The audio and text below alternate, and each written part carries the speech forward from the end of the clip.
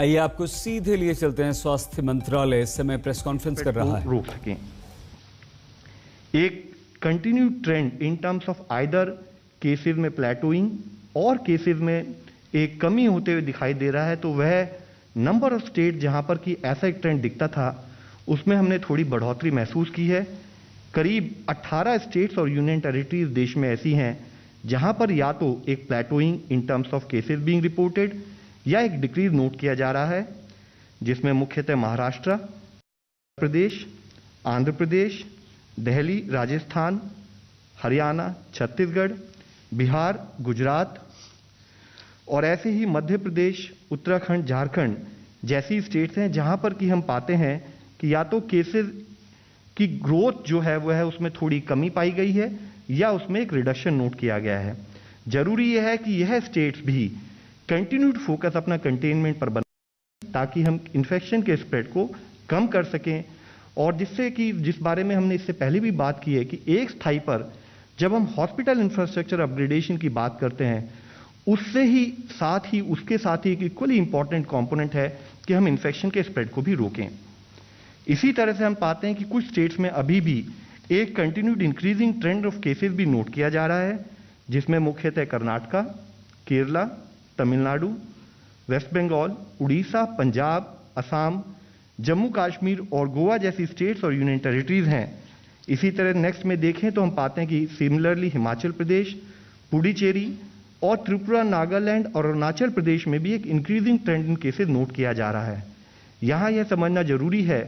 कि अगर हम देखें जैसे त्रिपुरा या नागालैंड जैसी स्टेट्स में एब्सोल्यूट नंबर ऑफ केसेस कम होते हुए भी यह ट्रेंड चिंता का विषय है। जरूरी है कि हम सब मिलकर इन्फेक्शन के स्प्रेड को इन स्टेट्स और यूनियन टेरिटरीज वगैरह में भी फैलने से रोकें। ओवरऑल ऐसे कुछ जिले जहां पर कि हम केसेस में एक कमी होती देख रहे हैं वो भी हम आप लोगों की दृष्टि में लाना चाहेंगे, जिसमें मुख्यतः मैं पुणे, लखनऊ, वाराणसी, रायपुर और दुर्ग के बारे में बताना चाहूंगा, जहां अगर आप देखें तो वीक ऑन वीक बेसिस पर कंटिन्यू डिक्रीज हमें यानी कि 19 से 25 अप्रैल से लेकर 3 से 9 के बीच में कंटिन्यू डिक्रीज इन केसेस दिख रहा है। जरूरी है कि यह डिस्ट्रिक्ट्स अपने एफर्ट्स को उसी मोमेंटम से जारी रखें ताकि हम केसेस की संख्या और कम कर सकें। इसी तरह से कुछ और जिलों में भी पिछले 2 हफ्ते में एक जो डिक्रीज दिखा है, जैसे पटना में, पालगढ़ में,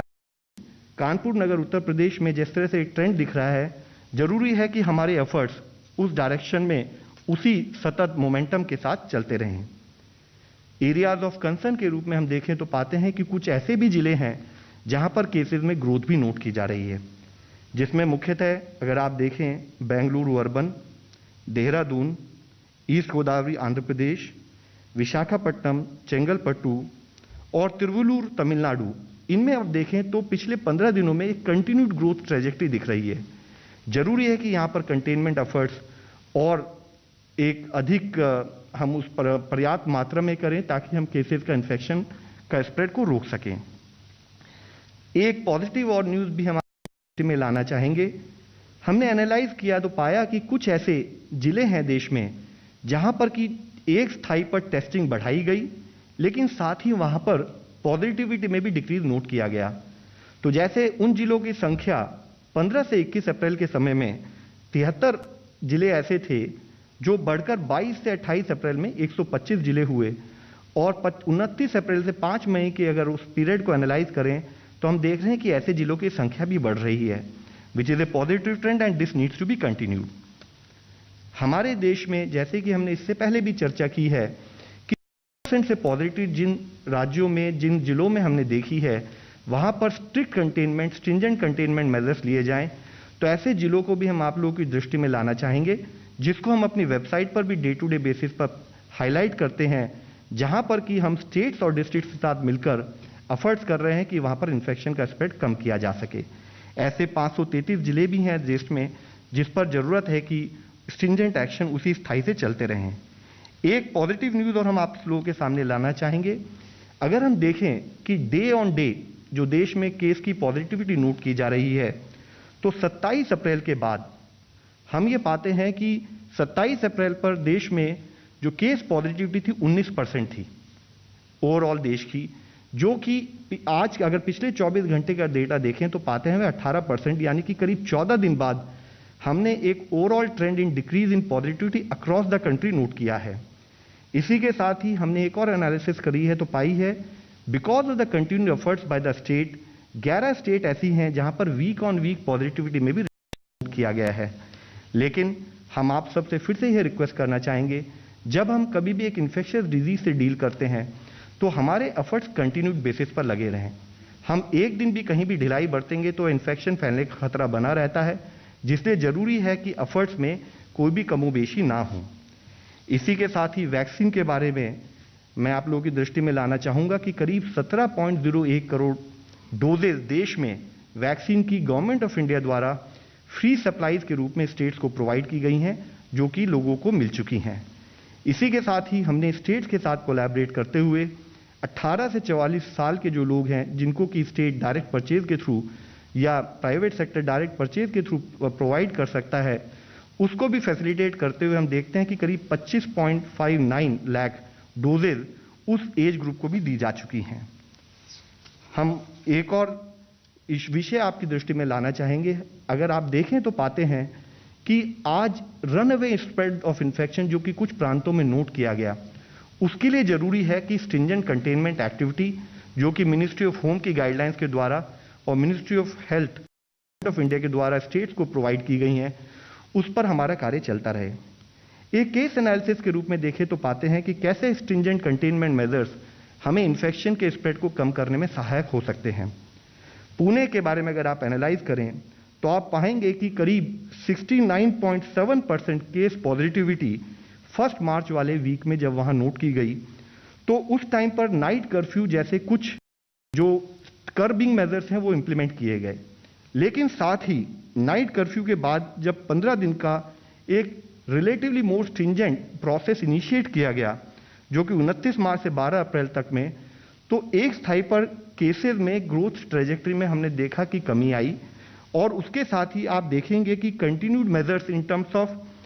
जो ये हमारा जो लॉकडाउन या कंटेनमेंट मेजर जो वहां पर इनिशिएट किए गए, जो वो फर्दर 15 दिन के लिए बढ़ाए गए, तो 2 स्थाई पर हमें वहां पर बेनिफिट दिखाई देते हैं। एक हम देखते हैं कि इस लॉकडाउन के इनिशिएट करने से पहले जब केस पॉजिटिविटी 41.8% थी, वह घटकर अब 23.4% रह गई है। और उसी के साथ ही जो हमने बीच में हाई ग्रोथ ट्रेजेक्ट्री नोट की थी, अब उन केसेस में भी कमी आ रही है। हम आप लोगों की दृष्टि में लाना चाहेंगे कि night curfew coupled with restrictions on mass gatherings,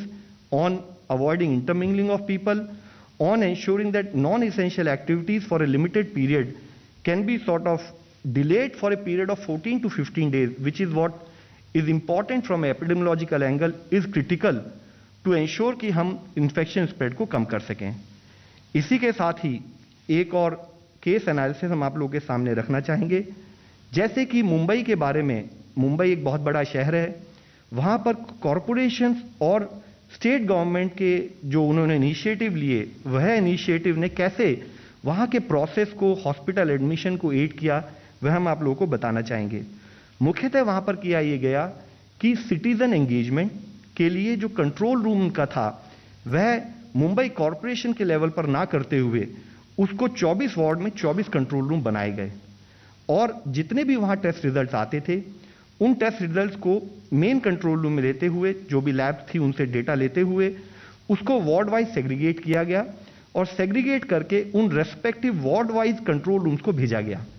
in control room में नॉट ओनली टेलीफोन ऑपरेटर्स, वहां पर डॉक्टर्स और मेडिकल सपोर्ट स्टाफ प्रोवाइड किया गया,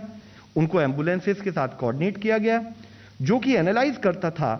कि उस पर्टिकुलर वार्ड के रहने वाले जो लोग पॉजिटिव आए हैं, उनको जिसको भी एडमिशन की जरूरत हो, वह उनको उन एम्बुलेंसेस के द्वारा रेस्पेक्टिव हॉस्पिटल्स में एडमिशन कराते थे। इन प्रोसेस की वजह से और इन प्रोसेस के पार्ट के रूप में मुंबई में 800 जो SUVs हैं, उनको भी रिफर्बिश करके मेकशिफ्ट एम्बुलेंस बनाया गया। एक IT प्लेटफॉर्म बनाया गया जिससे कि इन एम्बुलेंसेस को ट्रैक किया जाता था। एक सेंट्रलाइज्ड डैशबोर्ड बनाया गया जिससे कि अवेलेबल हॉस्पिटल बेड्स को मॉनिटर किया जाता था। ऐसे ही एक system for procuring hospital bed establish किया गया। और जितने भी ये कंट्रोल रूम थे, उन्होंने कोऑर्डिनेटेड एफर्ट ये किया कि पेशेंट को हॉस्पिटल बेड मिलने में समस्या ना हो। इस टाइप के इनिशिएटिव मुंबई ही नहीं और बहुत से प्रांतों में गवर्नमेंट ऑफ इंडिया की जो दिशा निर्देश है उनके तहत चल रहे हैं। हमारा एफर्ट आप लोगों के द्वारा बताने का यही है कि जरूरी है कि ये पॉजिटिव एफर्ट नेशनल लेवल पर सब लोग मिलकर करेंगे तो हम ओवरऑल प्रोसेसेस को ईज कर पाएंगे। इसके साथ ही मैं आप लोगों की दृष्टि में लाना चाहूंगा कि group of ministers headed by health minister union government और जो कंसर्न मिनिस्टर्स हैं उन्होंने रिसेंटली कोविड-19 की सिचुएशंस का, प्रिपेयर्डनेस का और उसकी प्लानिंग अक्रॉस द स्टेट उसको एनालाइज किया और उससे संबंधित कैसे इन्फेक्शन स्प्रेड को रोका जाए दिशा निर्देश जारी किए। साथ ही यूनियन हेल्थ मिनिस्ट्री ने डिजास्टर मैनेजमेंट एक्ट में एक नेशनल पॉलिसी ऑफ एडमिशन को भी रिसेंटली इनंसिएट किया है, जिसमें मुख्यतः मैं आप लोगों को बताना चाहूंगा हमने स्पेसिफाई किया है कि कोई भी कोविड-19 पॉजिटिव पेशेंट है उसके लिए अगर उसका टेस्ट ना भी हुआ हो या रिजल्ट डिले हो रहा हो तो उसको एडमिशन के लिए ना रोका जाए, उसको सस्पेक्ट वार्ड में एडमिट किया जाए। इसी के साथ ही कोई भी पेशेंट उसको कोई भी सर्विसेज को उसको कभी भी कि वह दूसरे प्रांत से बिलोंग करता है या उसका आईडी कार्ड नहीं है, उस कारण से भी उसको ना ऐसा कोई सिचुएशन क्रिएट ना हो। हमारे पूरे एफर्ट यही हैं स्टेट गवर्नमेंट से मिलकर काम करते हुए कि हम जो हॉस्पिटल एडमिशन है वह नीड पर हो, जिन पेशेंट्स को हॉस्पिटल में एडमिशन की जरूरत हो उनको समय पर बेड मिल जाए और ऐसे लोग जो पैनिक या किसी और मिस इन्फॉर्मेशन के तहत ऐसे बेड्स ऑक्यूपाई कर रहे हैं जिनकी उनको नीड ना हो, क्योंकि बेड से क्रिटिकल रिसोर्सेज हैं, उसकी कोई कोताही ना हो, उस पर ही हमारा कार्य चलता रहे। इसके साथ ही नॉन कोविड सर्विसेज के लिए जरूरी है कि हम टेली कंसल्टेशन का उपयोग करें। हमारा नेशनल प्लेटफॉर्म ई संजीवनी प्लेटफॉर्म स्टेट्स के साथ तो काम कर ही रहा है, अब उसमें रिटायर्ड डिफेंस ऑफिसर्स भी जुड़ गए हैं जो कि नेशनल लेवल पर कोई भी अगर पेशेंट, कोई भी अगर सिटीजन जो गाइडेंस चाहता है वह हमारे इस नेशनल प्लेटफॉर्म ई संजीवनी opd.in पर जा सकता है और कंसल्टेशन बुक कर मेडिकल सहायता भी प्राप्त कर सकता है। श्री पीयूष गोयल जी। नेक्स्ट। नमस्कार साथियों, जैसा कि आप अवगत ही हैं कि बहुत